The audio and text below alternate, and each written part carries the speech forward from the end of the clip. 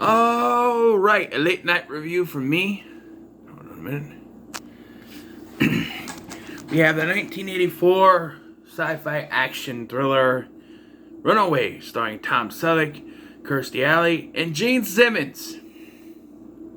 Yes, and it's about a futuristic police officer chasing down a criminal who is causing robots to malfunction and kill people. So a little bit about how I came across this movie.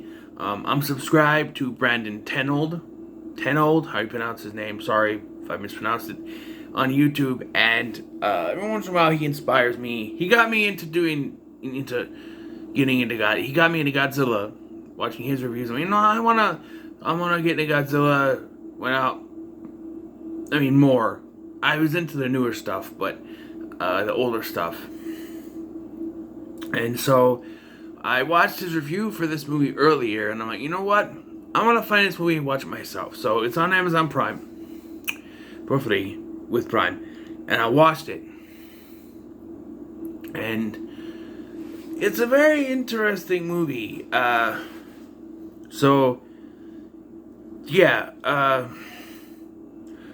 Selleck plays Ramsey. He's Jack Ramsey or John Ramsey, one of the two. He's a police officer. He and his new partner, they track down runaways, which are futuristic robots, because they're in the future here. Even though they still have those big ass cell phones, big old cellular telephones from back then. But track down these futuristic robots, and they have run amok or malfunction, so to speak. But it turns out they're actually being controlled by this villain named Luther, played by Gene Simmons. Tom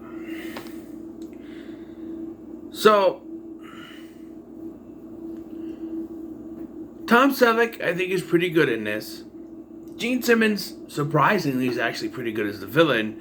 The villain in this, he's pretty cool. He's got these special bullets. They're heat-seeking bullets, but they have this certain microchips in them that can, the way his partner explains it. His partner, not partner, but his friend on the police force, by the way, I don't remember the character's name, but he's played by an actor who was in the awful piece of shit movie Jeepers Creepers 3. He was the sheriff, but he was also in Snake Eyes as Lincoln Tyler. And he's like a fellow police officer in this. He says, you heard of a bullet with your name on it? This is literally it. Like, you can program it to go after you, and it's actually pretty cool. However, I do feel that this particular device is not, like, we see that it works very well when taking down its targets, except for Tom Selleck, because he's the main character and can't die. So it'd be something if we see it take down its victims, boom, but every time he shoots one at Selleck or Ramsey, it misses. He jumps out of the way and it hits, or he ducks under something and it hits that. It never hits him, despite the fact that it's supposed to be programmed to hit him no matter what. And it's also got like the heat-seeking thing,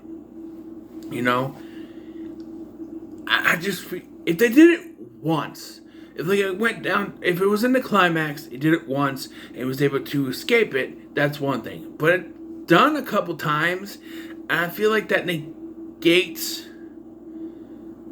the idea of a heat-seeking bullet programmed to go after strictly you. To have it, him duck out of the way because he has his hero plot armor.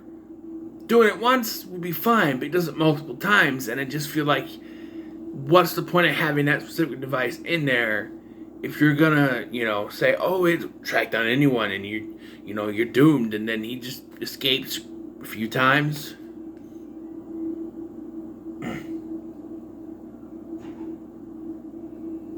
It just didn't work for me. Also, Kirstie Alley. I've never liked her, and her character in this movie doesn't help things. She's not a bad actress. She's actually a really good actress in this film. Her character is like a ex-flame of Luther's, who goes in there. It's just, she's one of those stereotypical characters. She's always got a cigarette in her hand. She's running around. They do a scene, so they try to locate bugs on her, like bugs, like, you know, tracking bugs. And she's got one on her blouse, so she has to take that off. She's got one on her bra, so she has to take that off. And then she's got one on her dress, and they just pluck that off. And there's one like on her legs or something. I'm just like, how many bugs does she need to have on her? This movie's PG-13, so you get the stereotypical PG-13 one F-bomb, which is said by Tom Selleck, where he says, "Clear the fucking room." Which even nowadays you wouldn't even get fucking in a PG-13. You get just fuck, you know. But you know, this is 80s PG-13, which means we also get some tits. It's one lady, two shots. There's a side boob tit, and then she turns around and you see them, and then she covers them because Tom Selleck is there. This is 80s PG-13. Hell, 80s PG you could have tits, for God's sake. Airplane, Jaws, that was 70s PG, and technically Airplane came out in 1980, so that was still technically in the 70s PG era. Then you got PG-13 and they had tits in that, and then it's strictly 90s, you know, strictly R for the 90s, but you know,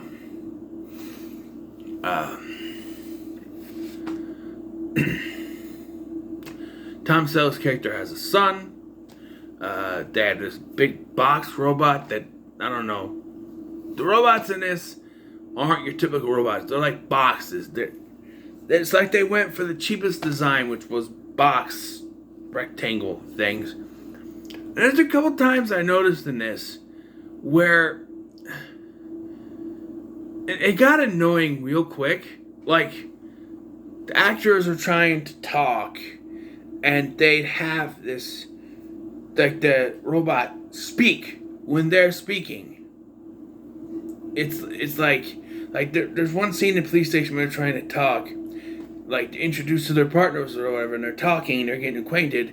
Robot starts talking in the middle of their conversation about, like, the chief needs them or something, and it's just like, couldn't they have waited for... Didn't they have their conversation and then do this? And it does it later when he's talking with his son at home. Their little robot interrupts. Oh, he's been up since this, and now we're past his bedtime. And I'm like, they were talking. You could have had a little conversation and then have it toddle in after their conversation. You need to have interrupted. It's annoying when you do that. It's also a pet peeve of mine for someone to interrupt me when I'm trying to talk. It's very annoying to me. So, Tom Selleck's character Ramsey has a weakness. He gets vertigo whenever he gets someplace that's high. Which, me, I have a fear of heights. I don't get vertigo or dizzy type thing, but that's what he has in this. And from the moment they introduce it, you know it's going to come into play in the climax. The climax is they try to do this exchange. It doesn't work. They try to exchange Kirstie Alley for the microchips that control the bullets. But he kidnaps the partner instead, and then goes after Ramsey's son. And Ramsey has to go up this elevator. He's supposed to go down, but it goes up, and he's all the way up to the top. And then he goes back down where he's trapped by Luther. And then he has to face his fear of heights, something like that. It's stereotypical. And eventually he does kill Luther, We get even though he kills the fuck out of the guy, he pops back up, like, Scream, back for one last scare, bah! Even though this is not a horror movie, but,